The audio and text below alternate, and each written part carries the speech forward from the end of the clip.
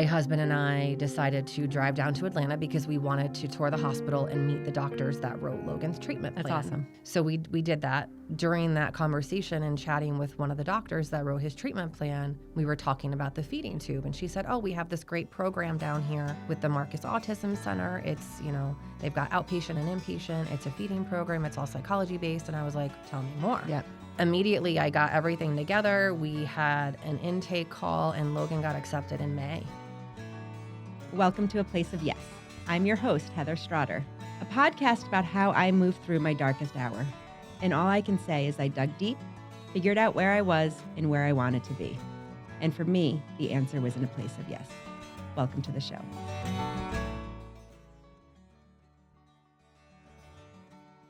Many of you know how much I love these conversations on A Place of Yes. I love talking to moms and families like mine. Sometimes, though, these conversations can be emotionally difficult, and now more than ever, I am paying attention to my wellness journey. One thing I started really paying attention to was my protein intake.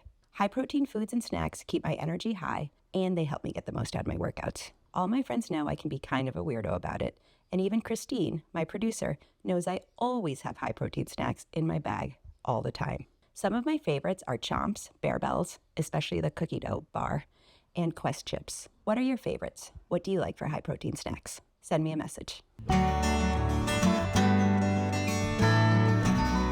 Hi, so I am really excited to be here with Jennifer Fogg, Logan's mom. And Jennifer and I was trying to think when we started working together with Jake's Help from Heaven. And I knew that you knew pretty well one of our former board members, Natalie Sillery. Yes. And I was trying to remember if we met through her or if we had met prior to that. And I don't know if you remember. I think it's prior to that. I was thinking so. So it must have been somebody, I don't know if it was a social worker from the hospital or someone had hooked us up with Jake's when we were looking. Years ago. Yeah. I mean, now, because I was looking, I have my little cheat sheet. I think we started in like 2015.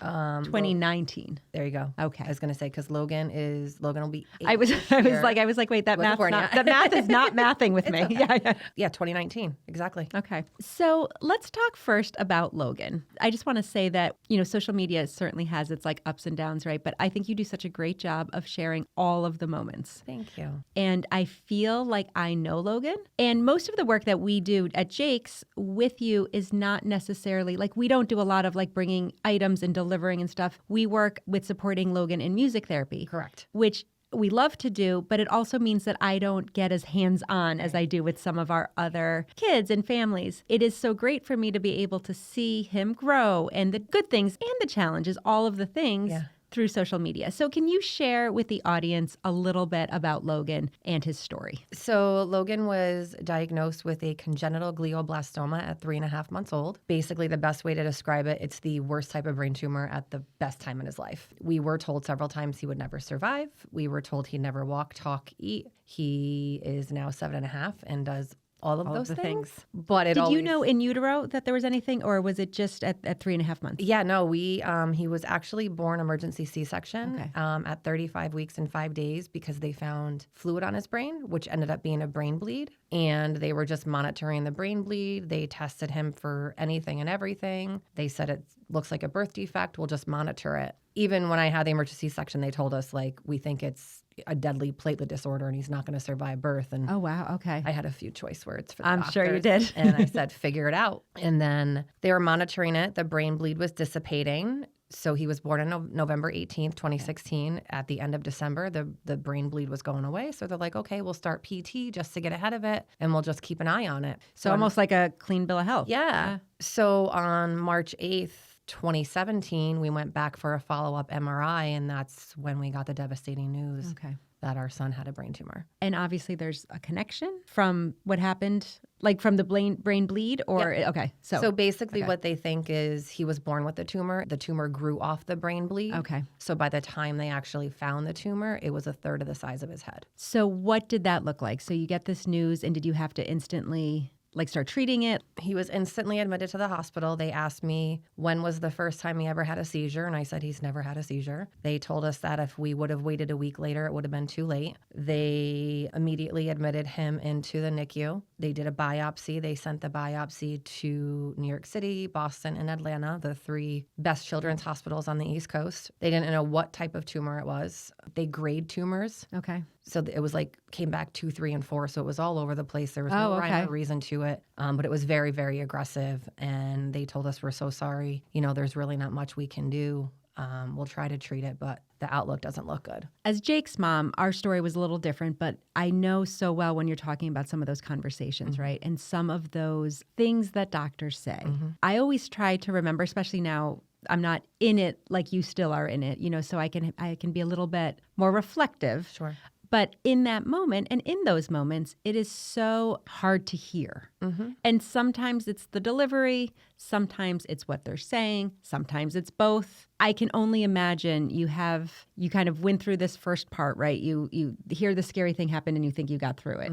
Then all of a sudden, 3 months later, you're hearing all of this again. How did you and your husband, how did you respond? Like, I imagine from what I know of you, you guys fought, like not with each other. You just fought on behalf. Yeah. I had Logan at 40. I knew that I did not wait till I was 40 years old to have my only child for God to take him away from me. So him not beating his brain tumor was not an option. Him not surviving birth was not an option. 3 days after they got the biopsy back, they said, okay, we're cautiously optimistic. And I was like, all right, let's go. We're fighting this. We're going to beat it. The one thing about, we had Dr. Weintraub at clinic. What I loved about her is she was very transparent. She wouldn't sugarcoat it. She told us like it was, even if we didn't want to hear it. She would actually start trusting me if, Logan wasn't reacting well or he wasn't doing this or he was doing that. I'm like, well, I think it's this. And she's like, well, I don't know. And I was like. So you had real conversations. Yeah, very real conversations. And that's so rare. We had that a couple times along Jake's journey, right? And no one knows their child better.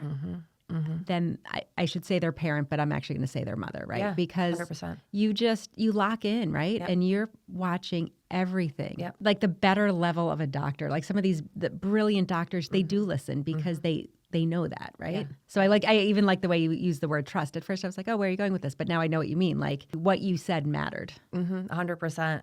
It was a very aggressive chemotherapy. So typically with brain tumors and the type of brain tumor he had, they treat with radiation, but they don't radiate under the age of 3. Okay. So we had no choice but to do chemo. So he had a very aggressive chemotherapy plan for 6 months. We were inpatient for the better part of 6 months at Albany Medical Center. After 2 rounds of chemo, the tumor shrunk in half. And again, in hindsight, you look at things, well, because now he has a brain injury because they had to remove the tumor and now he doesn't have his left frontal lobe. And it's like, I honestly didn't realize they removed a piece of his brain for like 3 months after his tumor resection. Okay. They're like, Jen, you saw the image, you saw the scan, like you knew we went in. I was like, because you're hyper focused. You're such in fight or flight mode that your body, your brain is just protecting yourself from accepting those things that happen.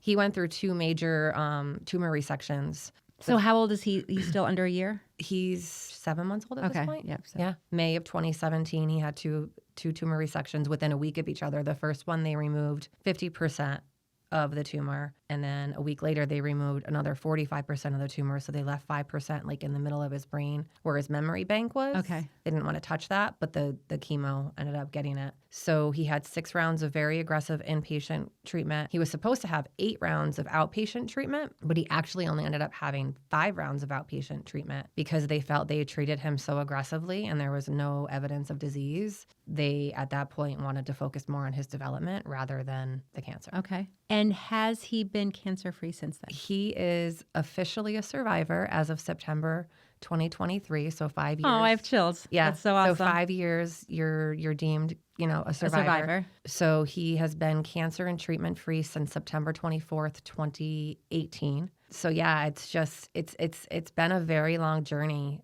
Like I said, they said he never walk. And one of my goals was to get him to start walking before he started preschool. And thanks to Jake's help from heaven, we got a piece of equipment called a stander to literally help him just know what it feels like to stand upright in order to start walking. The poor kid was flat on his back for almost the first 2 years of his life because he was getting treatment. So he never, it took him forever to even sit up on his own. And he also had a helmet for a while as well to reshape his head because So many surgeries. The back of his head was so flat from Laying back. Okay. laying on the back of his head. Do you think he has like PTSD? Like, do you think that he remembers those? all And I do. don't know that that's, I was going to say, it's 100%. I know from like a family perspective for sure, right? yeah, like, because I just even like, when Jake was in the hospital, those 117 days, like I know that has changed the course of who I am as a person, who Brian is, and frankly, Ethan. Ethan was a 2-year-old at that point. So it has an impact on everybody.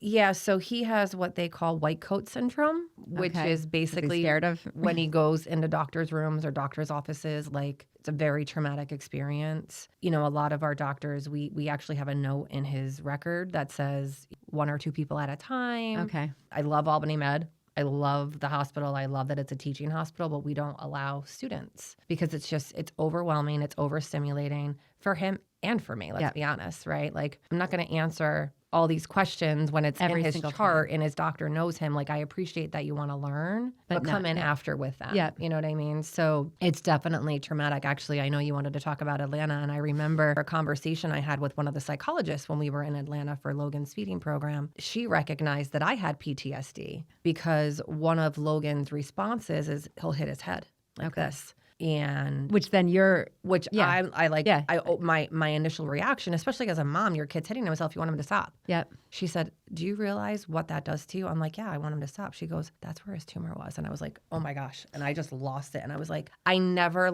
put it together. I never put it together. And I was like, holy, like that is true.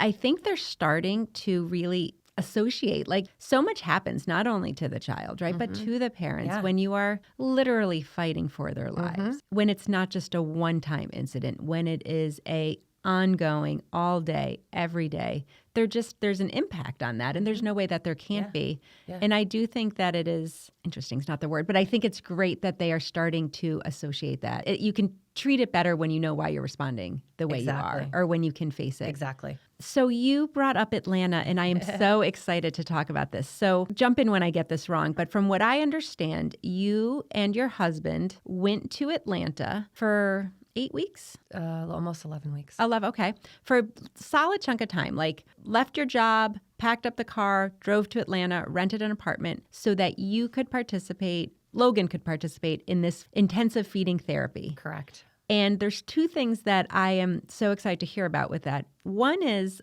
I love when we as moms, as parents, as families, like when you really have this approach of like, this is an issue, how can we solve it? And I just think that is such a great model for Logan, right? Like to know that we're going to figure this out and we're going to do the best we can. And maybe it won't always work out the way we want, but we're going to figure it out. And I love that you guys did that. So can you talk a little bit about the decision leading up to that and also what those 11 weeks were like? Another thing we learned in the past couple of years is developmentally, Logan never learned how to eat. Okay. He was getting treatment for the first 2 years of his life. And the first 2 years of your life is when you learn how to eat. Okay. This poor kid was getting chemo and throwing up the first 2 years of his life, like which I'm sure has some creating aversions. Wanted nothing to do with food. So he started taking food by mouth, and then he ended up getting the flu like when he was like 2.5, 3 years old. Okay. And because of he had the feeding tube, he ended up in the hospital for a week. So again, he didn't want food near his mouth. So he had all negative thoughts. Oral aversion for years and years and years. And we've always done speech and feeding therapy outpatient. The irony of our journey is I work for Aflac.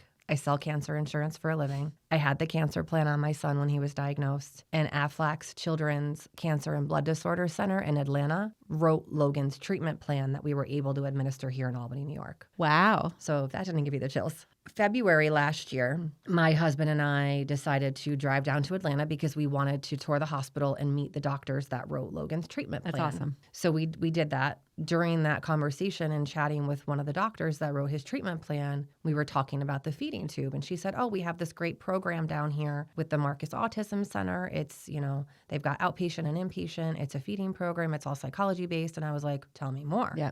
Immediately, I got everything together. We had an intake call, and Logan got accepted in May last year. Okay. You gotta love insurance. So we got approved and then denied, and it was just a whole bunch of back and forth. And obviously, you know me, I wasn't giving up. Yep. So we got it approved. So we started January 4th. We packed up our car on January 1st. So Happy New Year, best way to start. I was going to say, what a great start to the new year. We drove to North Carolina to visit my in-laws and then drove to Atlanta. And for 10 weeks, it was like Groundhog Day. It was the same thing every day, but it's all psychology based. The goal was to get him accepting food by mouth. The first almost 2 weeks was more so getting him over that white coat syndrome I was talking about. Okay. And getting him used to sitting in a chair, getting him used to having food in front of him, getting him used to having utensils and placing those demands. All things, on. like you said, that you learn at starting at what, like 8 months, or you start in those first 2 years that he didn't have. Yeah, so Logan has the brain injury, so he's got a TBI. He's also got an autism diagnosis. He's got bilateral hearing aids. He has the feeding tube, and he also has a shunt. So kid's got a lot going on. This program, he had 2 days the whole time we were down there that he took 100% of his nutrition by mouth, which is that's awesome. Amazing. I'm glad we stayed because it was supposed to be 8 weeks. We got an extension for 10 weeks, and I'm glad we did because he ended up getting sick the end of the 7th week, and I was like, oh my gosh. So they helped figure out how to work through that. They have like all these protocols, like when you introduce a new food.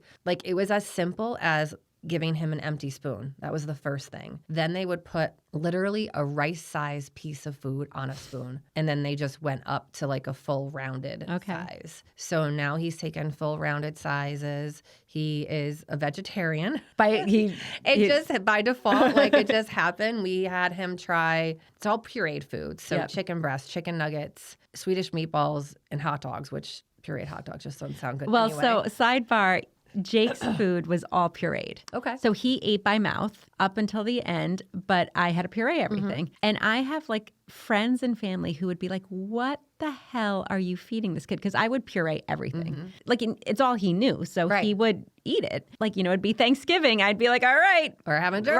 Right, here's a little stuff in here, some potatoes, here's cranberry sauce. I'd mix it all up. It looked foul. But he, and then he was like on the keto diet for a little while, and I'd make him like keto cheesecake. I'd put out, all the things. You make it work. You make it work. And to that point, right, it's all about creating that sense of normalcy. Well, and that is it. And that is, we'll talk more about the program, but I want to come back to the fact that you guys, you made this happen. Yeah. We talk a lot in the show about, the place of yes, like how the world hands you a lot of stuff, and you can either drown in it or you can figure out how to handle it. That's just a great example, right? Because there's one world where you could take all of these things, and Logan could have all of these things, and you could just be stuck in it. I talk about grief, and grief isn't just the grief that I have for losing Jake. Grief is sometimes we grieve the lives that we thought we were going to have. Exactly. And when I hear you talk, I think about that. So do you feel like there's a part of you that had to come to terms? I'm still coming to terms with it. I'm still coming to terms with it. So I assume that everyone is, but I know that some people are kind of like a little bit. It's hard. Yeah. It's really hard. But I think that's why I throw myself into so much stuff. It's because helping other people and then obviously helping my child gives me so much satisfaction that I hate what we've been through. I hate what we go through. Yep. But if I can share my story, the good, the bad, and the ugly, that's exactly what I do, to help somebody else, then I've done my job. And that's what it is, right? The whole point of the show a little bit is, channeling your grief for good. There are days, certainly, where that is much harder than others. Absolutely. There's moments of sadness and frustration and all of those things. But I do think we live in a world now where we can have these conversations, where we can talk about it, where we can share the good, the bad, and the ugly. It's got to make a difference, right? Better. So with Kevin, he's a hands-on dad from what I can tell. How has it changed your relationship? I'm sure it did, right? Yeah. How have you had to really pivot with this? It's really hard. I remember there were times when Logan was first going through treatment. I took a leave of absence from work, but after 2 or 3 months, he ended up having to go back to work. And there'd be times where there would be an issue and I'd have to call him in the middle of the night. And he's like, I'm asleep, You start to resent each other sometimes. It put a lot of strain on our marriage. And, again, we met later in life. We had him later in life. We'd only been married for a couple of years before we had him. And so we never had the real honeymoon phase. So my husband's amazing. We just have such a great relationship where if I'm having a moment, or if I'm upset, or if I'm like, oh, Logan's never going to do this or that. And my husband's like, nope, we got this. We're going to go, go, go, go, go. You know what I mean? So he's always got the opposite side of that, and vice versa, which really makes us strong. And we know like there's certain things, like we get Proctor's tickets every year. Right? Like we get an annual membership because that's that's what you're going to do. It's a forced date night. And I hate to say it like that, but it's like, if you don't make it happen. Right. That's something that we have that we know that we're going to do together, regardless of what's going on. I love that. I think that's huge. And I think it's so important because so many times when couples have sometimes even not a sick kid, but just, it's hard to make time for each other. And then there's resentment, and then there's things. And I just love that you guys do that. And I love that you have a solid thing. Like everything else that comes along is an added bonus, but like it's great to know that. So I think that's huge. And it was great too, even when we were in Atlanta, one of my husband's best friends lives down there. So we got to spend time with them and their kids. And then my in-laws were only a few hours away, so they would come down. So we actually got a couple of date nights while we were down there, that's kind of fun. Which was nice. Like I said before, it was literally Groundhog Day. Like you get up, you go to clinic. He had 4 sessions a day. In between the third and the fourth session was like a gap where he would take a nap. Okay. Then we would get home, and then I would go to the gym, or he would go to the gym. Then we would have dinner, and then we would have to do bites with Logan at home. The next day, all over again. So it was the same thing every day. We had weekends off. We took advantage of being tourists down there. So, we went to the zoo, we went to the aquarium, like all that fun stuff. It was a lot. And we've only been home. I was going to say, you've only been home a week and a half. Okay. Like we just got home last Sunday. And how is the transition home?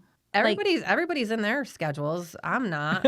Logan's back to school. My husband, ironically enough, just started a new job when we got back. Okay. And I go back to work next week. I'm still trying to get my house in order. One of the things too was we lived on so little for 3 months. You didn't have a lot of stuff. And like I go home, I'm like, why do I have 20 coffee cups? There's like just me and my husband. Like this is ridiculous. So like I'm in this purge mode as well. Let's talk a little bit about Jake's Help from Heaven. Yeah. And for the listeners who don't know, Jake's Help from Heaven was started by my husband and I after our son Jake passed. He was 4 years old when he passed. And we started a foundation to help individuals who have like multiple medical challenges, whether it's congenital or childhood onset, but it's just, we try to come from a place of yes all the time. We try to get equipment that's needed or reimburse for medical travel or technology. And one of the things that we do is that we also fund kind of what we call alternative therapies. We call them alternative because they're not traditionally covered by insurances. And one of those is music therapy. And we have awarded, I want to say since 2019, I think, music therapy for Logan. So can you talk a little bit about music therapy and how it's impacted Logan? So I'm going to give you a little backstory that I didn't give you a heads up on yet. All right. I like it. So when Logan was inpatient, the music therapist would try to come in all the time, and I'd be like, get out of here. You're crazy. Like, what are you doing? Like, what is this? Yeah. He's a baby. Like, he doesn't know what you're doing. Like, stop bothering me. So fast forward to, him getting outpatient services and, looking at all these different therapies and researching brain injuries. I was like, oh my gosh, music therapy is like amazing for traumatic brain injuries. Logan, and you've obviously seen his pictures, like walks around with his iPad like it's a 80s style boombox. That's so funny. Like loves music, loves race cars too, but loves music. So when we got him to music therapy, not only, again, did Jake's help us with that standard, when we found out about the grant for the music therapy, I was like, oh my God, this is amazing. So Logan's been getting music therapy like literally weekly for 5 years. And he loves it. It is so much fun. It's so creative. Our board, this is, and it was, I think we've been doing it the longest with Logan. So it was probably over Logan's applications. Some of our board members were like, what is this music therapy? Like we don't understand. Like, why are we paying someone to play music? Like, so we had a music therapist come in because the board was divided, right? Like we all believed that it was a good thing, but we didn't know enough. Right. So I had a music therapist come in, talk to us about what a session looks like and show us videos and all of this stuff. And we were all, hook, line, and sinker, like, oh my goodness. At the time, we had a member on our board who was just like very like, this is nonsense. And then at the end, and he was asking all his questions, right? He was like firing them off. And she had these great answers for everything. But it's funny, in the beginning, you're like, stop it. Like, what is this? But it's hugely valuable. But I can even think back to like 8th grade chorus. Like I remember Alabama and Alaska, Arizona are like right. You remember things and it just works. That's awesome. Like, and I think for certain kids, it just really works. Yep. Like it just helps them learn things and helps them relax and helps them focus on other things. Because that's one of the things they talked about. It's not just like the playing music, but it's like, okay, you've got the music going on here, but then we're working on almost like PT and OT, like other things are happening. I mean, think of Wheels on the Bus, right? You do all the movements, or like Old MacDonald, you do all the animal sounds. Like they're learning. I love that he loves it. He does. It's amazing. At Jake's, we have applicants who use several different music therapy places, kind of depending on where they live and what's more convenient. And some are online and some are in person. It's not inexpensive. So it is certainly a way that we love to be able to jump in and help, because if we're covering music therapy, that's taking away some of what you would spend. And then you can do things that, because I always feel it's so important too. And you talked about this a little bit. Like, so you went to Atlanta, you got insurance to cover it. You had this experience with your family. In addition to all of that work you did, how great is it that you could go to the zoo on a Saturday or go to the aquarium and still have these experiences? Right. Because I do think sometimes people forget to see the kid behind the sick kid, right? What we want at Jake's is we want to help cover the stuff that is necessary so that the families can do the things that they want to. And to your point, that medical insurance doesn't cover. That it doesn't cover, so that if we can help that, then that means you can go to the zoo or you can go out on a date with your husband. Like, you can do the things that you should be able to do that you should not be able to do because your kid is sick. Correct. As we have started to get more and more applicants, I always say it's funny. It's not actually funny. But when we started 1,000% because we just wanted, to fill the void of losing Jake. And I always used to say, like, he was so brave and so strong and did all of these things. I really just wanted to still be able to talk about him and have I always call them the lessons I learned from him, right? And I think you could the lessons you learned from Logan, right? Absolutely. Like they're unbelievably strong. In the beginning, we were trying to figure that out. We're trying to figure out who are we trying to help and what's it look like. And in the beginning, it was kind of like kids just like Jake. But then we realized, no, it's really much bigger than that. One of the biggest struggles we have right now is that we do get requests from people outside of our geographical zone. And as much as we would like to help everybody, we just can't, because it's me, right? Like, we don't have a staff. We fundraise enough to what we can give out. And we've given out already more than I have ever thought we would. We're at just under $1.7 million. Amazing. It's so much money. Oh, I saw the chills. That's great. We're so proud of it, right? And we're so proud that we've done it in Jake's name. But it does lead to this greater issue. We love that we can help Logan and you and all of the families that we've helped, which is up to like almost 1,000 unique families. But what about the families that don't, right? Like there is just this frustrating, I don't even know what the word is in our society, right? Where like, and we can talk about music therapy, and we can talk about how, the music therapist convinced our board that it's valuable. And you can talk firsthand about how it has helped Logan in so many ways. But then we also can talk about it costing a couple grand a year. And not everyone can do that. And I don't know, it's hard to even know where to go with that. But I just feel like right now we're inquiring about ABA services for Logan. So I have called the same facility 4 times in the past 3 weeks, no response. ABA is applied behavior analysis, I believe. I was going to say, I believe it's what it's for, but it's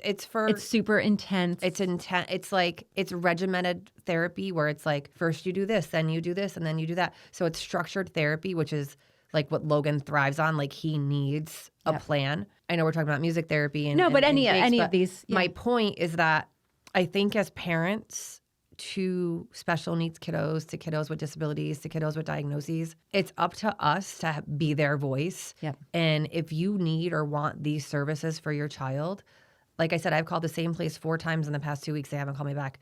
Guess what I'm going to do tomorrow? I'm going to go knock on their door because I want these services for my child. If I have to pay for it out of pocket, I'll figure it out. I don't care if insurance covers it or not. If you have that faith and that desire for your child, you'll figure it out. And and I say this with empathy and hope. I'm not, I'm not trying to be aggressive about it. I'm trying to get the point across where it's like, you have the power as a parent to make that happen for your child. Like our Atlanta journey, they denied him. And I said, figure it out. Yeah. And I think that like everything you've just said is 100%. You know, when we came home from Boston Children's, I had already had to quit my job and all of that was great. But I would say, you know, Jake required 24/7 care, but part of that was advocacy, right? Part of that was calling insurance and making sure things were getting covered. And okay, what do you need to get it covered? The one thing, and where we sort of started with Jake's Help from Heaven, but where I do think this message that you're saying is so important, because one of the reasons we started it was because I don't think that people always know that they can fight back, or that they can push back, or that they can question it, or, you know, that you get denied, but then you can say, well, let's try again. You know, let's figure this out. If part of what the listeners can take away is that you do have that voice. And I love the way you said it. So I don't, because I think you were very effective in it, but it's okay to push back. It's okay to say, but wait, my kid needs this. Meet me in the middle. Help me get there. Help me understand. I look at it, I've been in sales my whole career, and I look at it as sales, right? Like if I want to close a sale, then I need to get that customer on the phone. If that customer is not going to call me back or answer my call, well, then I'm going to go knock on the customer's door and ask questions. I look at it that way, like follow up. That's like my thing. And you don't know what you don't know. And especially with, you know, people outside of the area or whatnot, like different states have different rules and laws and this and that. So there's not a handbook, right? There's no handbook. There's no cliff notes. Like you learn as you go. Ask questions, fight back, get referrals, like do what you have to do for your kid. It's okay to take help, and it's okay to accept it, right? And to learn to accept it sometimes is very uncomfortable. Because you feel so alone in the beginning. Yeah. You're like, nobody has gone through this. Nobody knows what I'm going through. And they don't know what you're going through personally, but they've been in your shoes, so to speak, where they can be like, okay, this is how we figured it out. Let me try. Yep. And I think it's so important. And I do hope that the listeners sort of, if you're listening to it and you're feeling like you've got nothing, that your kid's struggling or you're struggling, I think the world is smaller than it used to be too, even with like social media. Like you can reach out to people, but I do think it does make the world smaller, and we can help and support each other. And like you said, there's no handbook for this. But you're right. A lot of parents don't know they can advocate. A lot of parents don't know that, or people in general. I don't want to say parents in general. They don't know that they can ask questions. Like I've had moms message me on Facebook and be like, "Well, I need this, and the doctor didn't call me back." And I go, "When did you call the doctor?" They're like, "Last week." I'm like, "Did you try calling again?" Yeah, call again. Like, I remember a couple of times, like Brian would write everything down, and I would just be a psycho that remembered everything. Like it's sort of, I'd be like, well, on, December 7th, you gave him this and he had this reaction, because you just got to remember, and then something to be like, oh, right, I missed that in the notes. Like they're humans too, right? Like I think sometimes we put everyone on this pedestal. I tell people all the time, I don't care what letters are in front of your name or behind your name, you still put your pants on the same way. Yeah. So thank you so much for taking the time to be on the show. Thank you. I feel like sometimes I'm like a stalker, right? Because it's like I feel like I know you more than I actually do. Same. Because of social media. Same. So to be able to sit in this room and share this space has been great. We sometimes at the end of the show do this little segment called Ask Heather Anything. So if you've got time and or interest of Ask Heather Anything, here I am. Now I'm getting a little scared. I don't even know.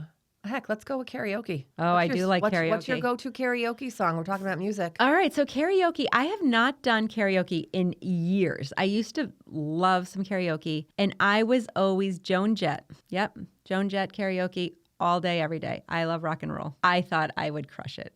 I'm fairly certain I was horrible, but in my head, amazing. Similar, Pat Benatar. Ooh. Hit Me With Your Best Shot. Oh, that's a good one. That's my jam. Did you have like a guitar move with that one? I feel like that's my jam. It's like my theme in life too, right? Like that's a great one. Hit me with your best shot. Bring it. Let's go. Put up your dukes. Let's get down to it. Hit me with your best shot. But don't you hit me with your best shot. Fire away. Ready? Firing away. Hit me with your best shot. Fire away.